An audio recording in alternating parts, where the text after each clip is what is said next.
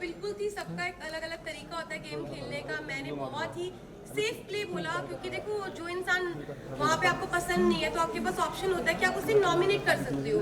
उस घर से नॉमिनेशन हर हफ्ते होती है और यहाँ पे तो हफ्ते में 2 बार होती थी। तो मेरे को नॉमिनेशन से मैं बचती थी, क्योंकि लोग मुझे नॉमिनेट इसलिए नहीं करते थे, क्या पता मैंने उनके दिल में जगह बनाई हो और घर में मैं अच्छा कर रही हूँ तभी लोग मुझे नॉमिनेट नहीं करते थे। और नॉमिनेट नहीं हुई तो इसलिए मैं आउट नहीं हुई, इसलिए मैं टॉप 5 में पहुंची। क्या बात है। प्रेस कॉन्फ्रेंस के बाद आप बहुत लो हो गई थी, क्योंकि हमने देखा आप जिस तरीके से बाथरूम में रो रही थी और आप कहीं ना कहीं डिमोटिवेट आप भी हो गई थी और अरमान जी भी हो गए थे, क्योंकि उन्होंने कहा कि मैं नहीं चाहता कि मैं विनर बनूं और तू मुझे नॉमिनेट कर देना। ये लोनेस क्यों? क्योंकि आप लोगों ने कहीं ना कहीं एक्सेप्ट तो कर लिया है कि हमारा रिलेशनशिप है, सब अच्छा है, तो फिर क्यों इतना लो हुई थी आप? देखो, सबसे पहले तो जितने भी लोग हैं मैं सबको ये बोलना चाहती हूँ कि हम तीनों बिल्कुल भी सपोर्ट नहीं करते पॉलीगैमी को। और शादी हो गई है, इसको 7 साल हो गए जब हम लोगों ने शादी की थी। हम लोग सोशल मीडिया पे नहीं थे, चीज़ें हो गई।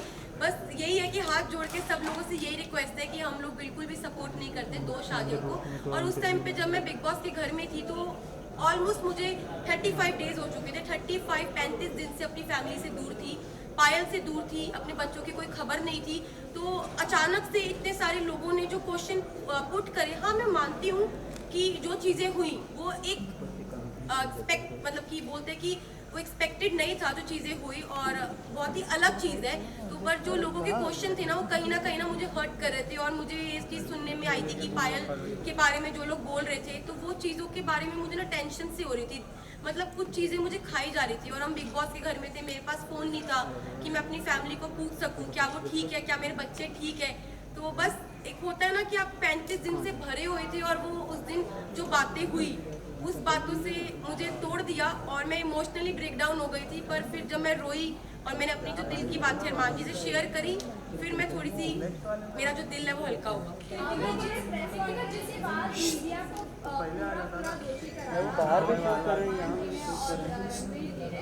मीडिया ने आकर ये बोला, क्योंकि मीडिया के पास कोई मुद्दा नहीं था।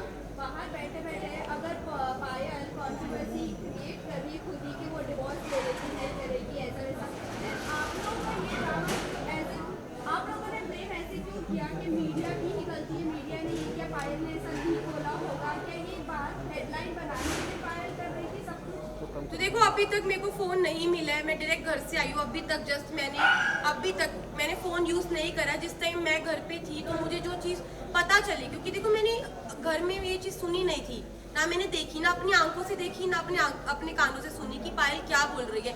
तो मेरे को एक कहीं ना कहीं अरमान जी को, रणबीर जी, सबको ये लग रहा था कि हो सकता है कि कोई मेरे को फॉल्स स्टेटमेंट दी हो या कोई बात को घुमाया गया हो। क्योंकि जब तक इंसान अपनी आंखों से नहीं देखता, अपने कानों से नहीं सुनता, वो विश्वास नहीं कर सकता। लेकिन अरमान जी ने पूरे सीजन में एक दूसरे की सुनते हुए लोगों के ऊपर तहमतें भी लगाई और उन्होंने बराबर से जवाब नहीं दिया। वो आपको नहीं लगता है कि वो सही है? अगर लवकेश के बारे में कोई आकर बोल रहा है कि वो चेकआउट कर रहा है तो वो बराबर से उनको ऐसा लग रहा है कि हाँ वो सच बोल रहा है। लेकिन जब हम आकर कोई मीडिया आकर आपको बोल रही है तो वो आपको गलत लग रहा है। वहीं मुनव्वर ने भी आपकी सेम बात बोली डिवोर्स वाली बात, तब भी आपको नहीं यकीन हुआ?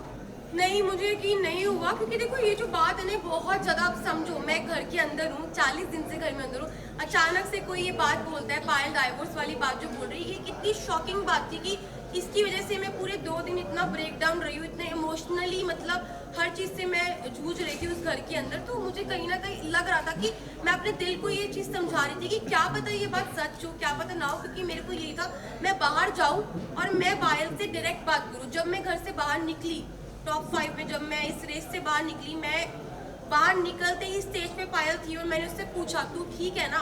उसने बोला हाँ मैं ठीक हूँ। बाकी बात की। अभी तक मैंने फोन अपने नहीं देखे, कुछ नहीं।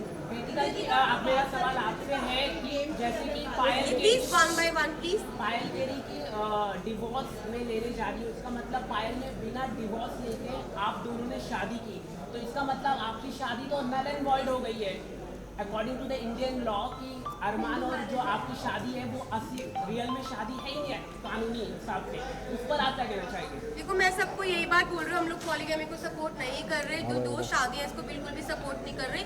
और जो मेरी अरमान जी की शादी है, जब पायल ने रेडी हुई, पायल की मर्जी थी तभी शादी हुई। और Payal as a first wife, legal wife, अगर वो ऑब्जेक्शन उठाती है तो उस चीज़ के लिए मतलब कि हमारी जो लॉ है वो हमें बोल सकती है। और मैं यही बात बोलूँगी कि जो हो गया प्लीज़ वो हो गया, बार बार एक और सवाल है जी। कि अरमान के ऊपर काफी गंभीर एलिगेशन है, 11 ईयर ओल्ड गर्ल का रेप का अक्यूज है, उस पर आप क्या कहना चाहेंगे? मैं इस पर्सनल चीज़ के बारे में कुछ नहीं बोलना चाहती। आई एम नॉट क्या सपोज आपको टू मालूम था I am not suppose to say क्या पायल ने कराया? तो next question I am not supposed, just a second.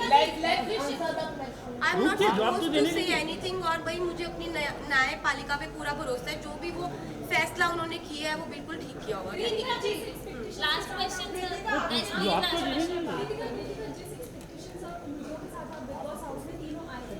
Situation बहुत ज़्यादा अलग हो चुकी है। अब तीनों के रिलेशन के बारे में भी सवाल उठ रहे हैं और पायल के स्टेटमेंट की वजह से बहुत सारे क्रॉस होते हैं। आपने अब 2 दिनों में जो सिचुएशन फेस की उसके बाद अब मेंटली प्रिपेयर है, क्योंकि फैमिली से भी बात होगी, पायल से भी बात होगी और आपको अपने जो ब्लॉग्स चैनल के जरिए आपके फैंस आपके सब हैं आपको जी मैं बिल्कुल प्रिपेयर हूँ हर चीज़ के लिए। हम तीनों ने जो हमारा रिश्ता है वो आप लोगों को सभी को पता है और मुझे पता है कि वो इतनी इजीली नहीं टूटेगा। अब मैं बाहर आ गई हूँ, जो भी चीज़ें हैं, जैसी भी चीज़ें, सारी चीज़ें इकट्ठी बैठ के फेस करेंगे। एक सवाल आपके लिए है कि आप थैंक यू।